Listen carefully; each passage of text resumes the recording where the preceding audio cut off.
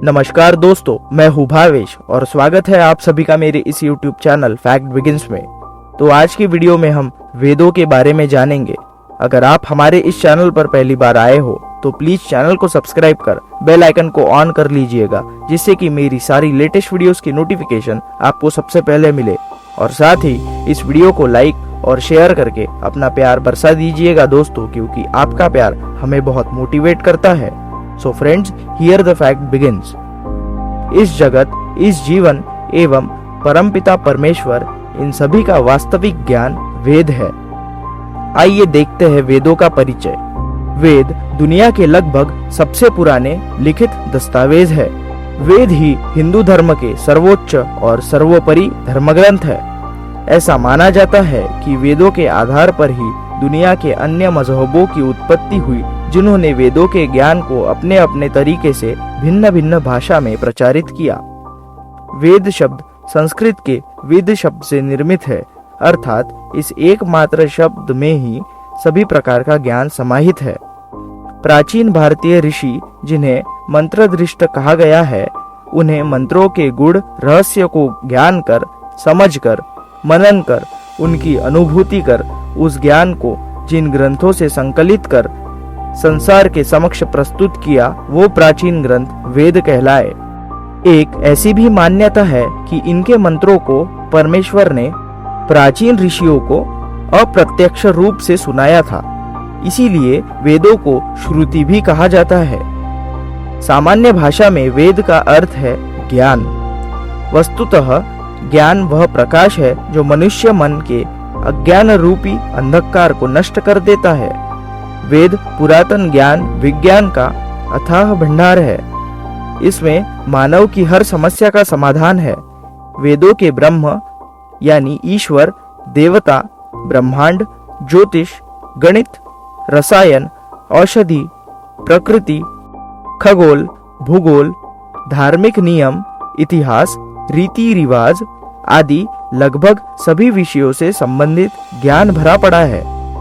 वेद मंत्रों का संकलन और वेदों की संख्या, ऐसी मान्यता है कि वेद प्रारंभ में एक ही था और उसे पढ़ने के लिए सुविधानुसार 4 भागों में विभिन्न किया गया है। ऐसा श्रीमद् भागवत में उल्लेखित एक श्लोक द्वारा ही स्पष्ट होता है। इन वेदों में हजारों मंत्र और रचनाएं हैं, जो एक ही समय में संभवतः नहीं रची गई होंगी और न ही एक ऋषि द्वारा। इनकी रचना समय समय पर ऋषियों द्वारा होती रही और वे एकत्रित होते गए। शतपथ ब्राह्मण के श्लोक के अनुसार अग्नि, वायु और सूर्य ने तपस्या की और ऋग्वेद, यजुर्वेद, सामवेद और अथर्ववेद को प्राप्त किया। प्रथम 3 वेदों को अग्नि, वायु और सूर्य से जोड़ा गया है। इन तीनों नामों के ऋषियों से इसका संबंध बताया गया है, क्योंकि उसका कारण यह है कि अग्नि उस अंधकार को समाप्त करती है जो अज्ञान का अंधेरा है। इस कारण यह ज्ञान का प्रतीक बन गया। वायु प्रायः चलायमान है, उसका काम चलना यानी बहना है। इसका तात्पर्य है कि कर्म अथवा कार्य करते रहना चाहिए, इसीलिए यह कर्म से संबंधित है। सूर्य सबसे तेज युक्त है, जिसे सभी प्रणाम करते हैं, नतमस्तक होकर उसकी पूजा करते हैं। इसीलिए कहा गया है कि वह पूजनीय अर्थात उपासना के योग्य है। एक ग्रंथ के अनुसार ब्रह्मा जी के 4 मुखों से 4 वेदों की उत्पत्ति हुई है। वेद सबसे प्राचीनतम पुस्तक है, इसीलिए किसी व्यक्ति या स्थान का नाम वेदों पर से रखा जाना स्वाभाविक है। जैसे आज भी रामायण, महाभारत इत्यादि में आए शब्दों से मनुष्य और स्थान आदि का नामकरण किया जाता है। चलिए दोस्तों, अब जानते हैं वेदों का इतिहास। वेद मानव सभ्यता के लगभग सबसे पुराने लिखित दस्तावेज है। वेदों की 28,000 पांडुलिपियां भारत में पुणे के भंडारकर ओरिएंटल रिसर्च इंस्टीट्यूट में रखी हुई है। इनमें से ऋग्वेद की 30 पांडुलिपियां बहुत ही महत्वपूर्ण हैं, जिन्हें यूनेस्को ने विरासत सूची में शामिल किया है। यूनेस्को ने ऋग्वेद की 1800 से 1500 ईस्वी सन पूर्व की 30 पांडुलिपियों को सांस्कृतिक धरोहरों की सूची में शामिल किया है। उल्लेखनीय है कि यूनेस्को की 158 सूची में भारत की महत्वपूर्ण पांडुलिपियों की सूची 38 है। अब देखते हैं वेदों के उपवेद। ऋग्वेद का आयुर्वेद, यजुर्वेद का धनुर्वेद, सामवेद का गंधर्व वेद और अथर्ववेद का स्थापत्य वेद। ये क्रमशः चारों वेदों के उपवेद बतलाए गए हैं। वेद के विभाग 4 है: ऋग्वेद, यजुर्वेद, सामवेद और अथर्ववेद। ऋग स्थिति, यजु रूपांतरण, साम गतिशील और अथर्व जड़। ऋग के धर्म, यजु को मोक्ष, साम को काम, अथर्व को अर्थ भी कहा जाता है। इन्हीं के आधार पर धर्मशास्त्र, अर्थशास्त्र, कामशास्त्र और मोक्ष शास्त्र की रचना हुई है। आइए अब देखते हैं ऋग्वेद के बारे में। ऋग अर्थात स्थिति और ज्ञान। ऋग्वेद सबसे पहला वेद है जो पद्यात्मक है। इसके 10 मंडल यानी अध्याय में 1028 सूक्त है, जिसमें 11,000 मंत्र है। इस वेद की 5 शाखाएं हैं: शाकल्प, वास्कल्प, अश्वलायन, शंखायन, मंडूकायन। इसमें भौगोलिक स्थिति और देवताओं के आवाहन के मंत्रों के साथ बहुत कुछ है। ऋग्वेद की ऋचाओं में देवताओं की प्रार्थना, स्तुतियां और देवलोक में उनकी स्थिति का वर्णन है। इसमें जल चिकित्सा, वायु चिकित्सा, सौर चिकित्सा, मानस चिकित्सा और हवन द्वारा चिकित्सा का आदि की भी जानकारी मिलती है। ऋग्वेद के 10वें मंडल में औषधि सूक्त यानी दवाओं का जिक्र मिलता है।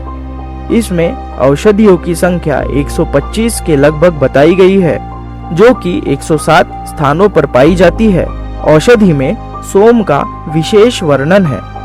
ऋग्वेद में च्यवन ऋषि को पुनः युवा करने की कथा भी मिलती है। आइए दोस्तों, अब जानते हैं यजुर्वेद के बारे में। यजुर्वेद का अर्थ यत अधिक जू यानी यजु। यत का अर्थ होता है कि गतिशील तथा जू का अर्थ होता है आकाश। इसके अलावा कर्म, चेष्टातम, कर्म की प्रेरणा, यजुर्वेद में यज्ञ की विधियां और यज्ञों में प्रयोग किए जाने वाले मंत्र है।